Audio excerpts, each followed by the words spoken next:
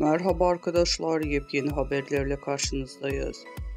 Elçin Sango, medyayı sev ama esiri olma diyerek düşündürdü. Güçlü metaforlardan oluşan kısa filmde medyanın gerçeklik algısının nasıl çarpılabileceğini gözler önüne seriyor.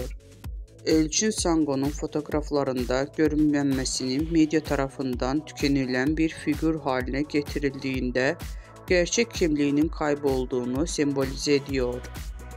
Medyaya esir olamam uyarısı insanlarda medya tüketiminde bilinçli olmalarını hatırlatıyor. Bu kısa filmde Sango medyanın güçlü ve bireyleri üzerinde etkisini eleştirirken izleyiciler medya tüketiminde dikkatli ve bilinçli olmaları gerçeğini hatırlatıyor.